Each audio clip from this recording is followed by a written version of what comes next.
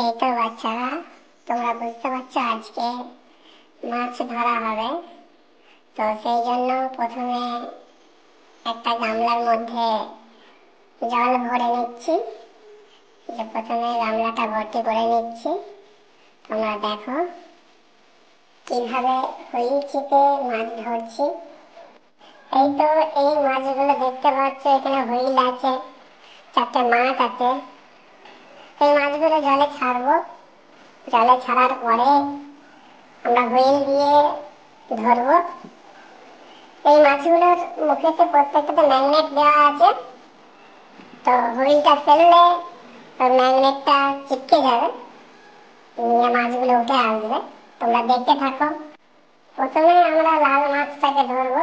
আর দেখো হুইলটাকে ফেললাম, হাতেটা চিপকে গেল, এবার মাছটা উপরের দিকে তুলছি।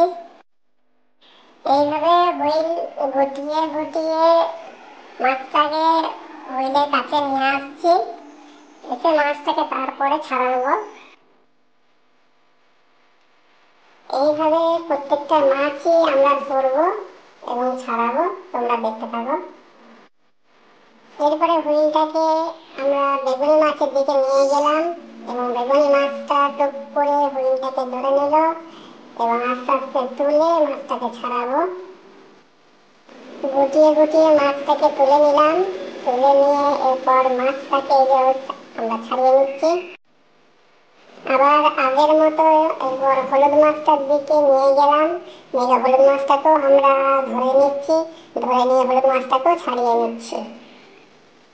এই যে হলুদ মাছটাকে আমরা ছাড়িয়ে নিলাম। আবার হুইলটাকে সবুজ মাছটার দিকে নিয়ে গেলাম এবং সবুজ মাছটা হুইলটাকে ধরলো। এবার হুইলটাকে গুটিয়ে গুটিয়ে আমরা সবুজ মাছটাকে ছাড়িয়ে নিচ্ছি।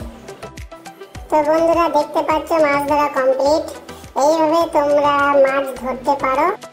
ভিডিওটিতে লাইক করে দাও এবং সাবস্ক্রাইব করে দাও।